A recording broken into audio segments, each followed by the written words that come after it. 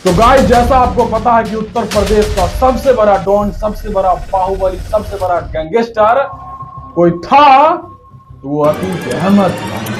उसका रुतबा इतना दबदबा था कि उसके खिलाफ उसका नाम सुनने से आदमी का रूह कांप जाता था। लेकिन एक शख्स था जिसने अतीक अहमद को भी उसकी औकात दिखा दी थी। उत्तर प्रदेश की राजनीति और जुर्म की दुनिया का एक ऐसा सच जिसे सुनकर आज भी लोग के रोंगटे खड़े हो जाते हैं। एक दौर था जब यूपी में अतीक अहमद का नाम का खौफ बोलता था। प्रयागराज से लेकर लखनऊ तक अतीक अहमद की तूती बोलती थी और पूर्वांचल में मुख्तार अंसारी का खौफ था। बड़े बड़े नेता, व्यापारी और माफिया उनके नाम से कांपते थे।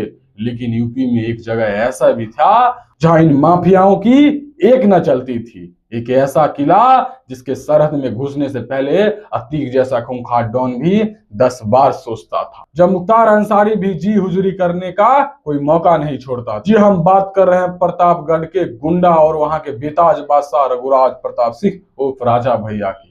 कहते हैं कि अतीक अहमद अखिलेश यादव को गोद में बैठा था, लेकिन राजा भैया के कदमों में बैठने के लिए तरसता था। जब जब अतीक ने राजा भैया को चुनौती देने की कोशिश की, तब तक उसे अपने औकात का अंदाजा हो गया। आज के इस विशेष वीडियो में हम बताएंगे कि अतीक अहमद और राजा भैया की दुश्मनी, वो बरेली जेल वाली सीक्रेट मीटिंग और इस ऐतिहासिक वाक्यों की पूरी कहानी क्या है।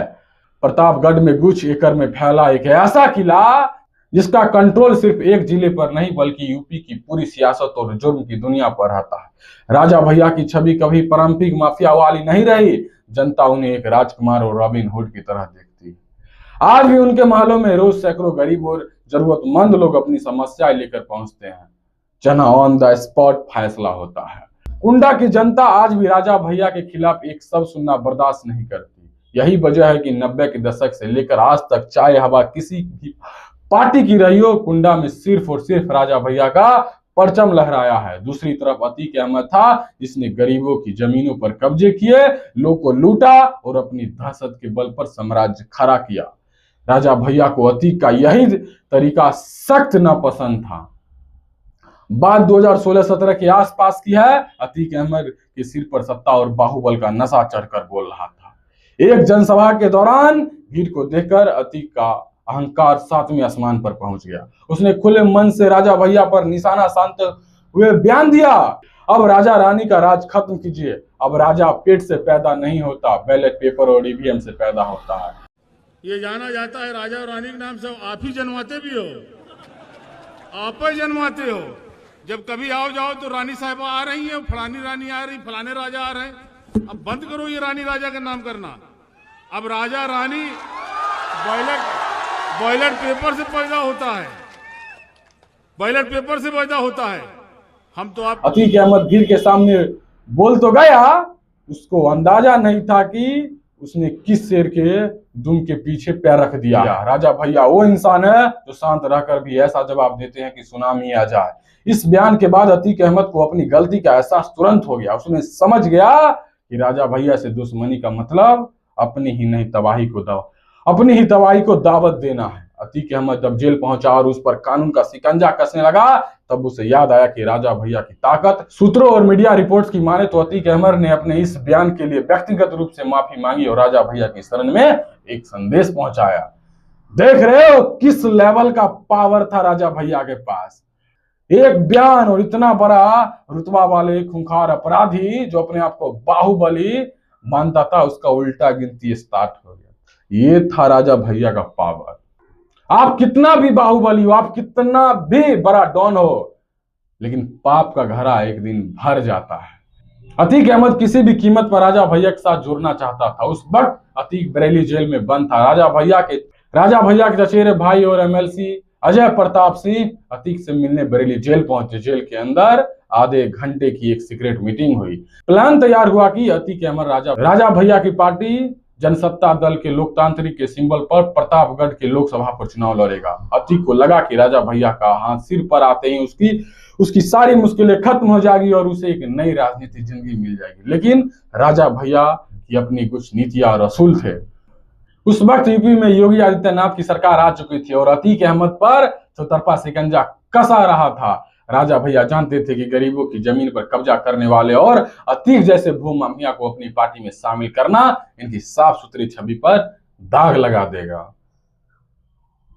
राजा भैया की तरफ से अतीक के सामने कुछ शर्त रखी गई। जमीन पर अवैध कब्जे तुरंत बंद करो, आपराधिक गतिविधियों और हथियारों का मोह छोड़ना होगा। लेकिन अतीक अपनी गुंडागर्दी और माफिया वाली आदतों से मजबूर था। नतीजा, राजा भैया ने आखिरी वक्त तक इस प्लान को रद्द कर दिया और अतीक को अपनी पार्टी से टिकट देने से साफ मना कर दिया।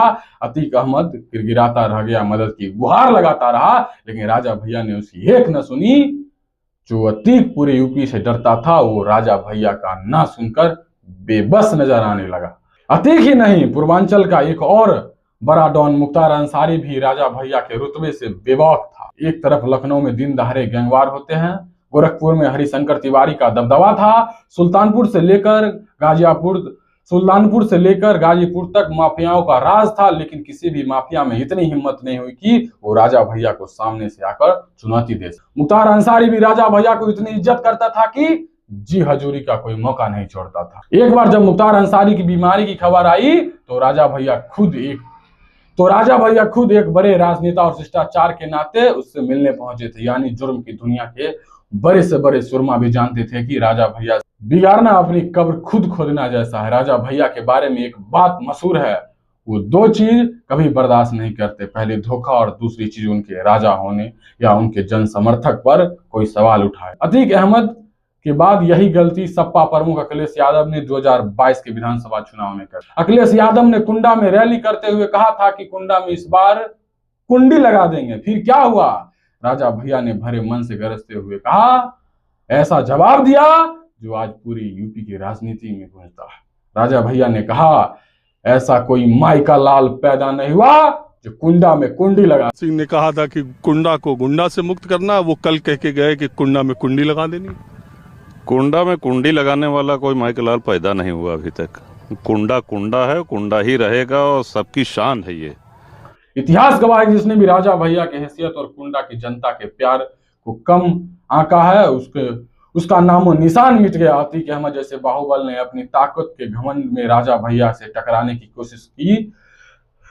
की कोशिश तो की, लेकिन अंत में उसे राजा भैया के सामने अपनी औकात समझ आ गई। आज अतीक अहमद और उसका साम्राज्य पूरी तरह से खत्म हो चुका है, जबकि राजा भैया का वर्चस्व प्रतापगढ़ से निकलकर पूरे उत्तर प्रदेश की राजनीति में मजबूती से कायम है। बेटा, टक्कर लो, लेकिन टक्कर उससे न लो जिसका जमीर बहुत ज्यादा मजबूत है। एक टांगे वाले का बेटा जमीन से उठकर हवा में उड़े तो बहुत अच्छी बात है, लेकिन उसे इस बात का डर होना चाहिए कि अगर वो फिर से वो बारिश गरज गया तो फिर तुम्हें उसी धूल उसी कीचड़ में तुम्हें मिला देगा, और तुम अगर किसी के फिर पैर में भी सड़ जाओगे तो उसे वो अच्छा नहीं लगेगा। ये है राजा भैया का पावर, रुतबा, दबदबा, आप जो भी कहो। तो चलिए, आप लोग अब इसके बारे में क्या सोचते हैं, अपनी राय कमेंट देना। चलिए, धन्यवाद।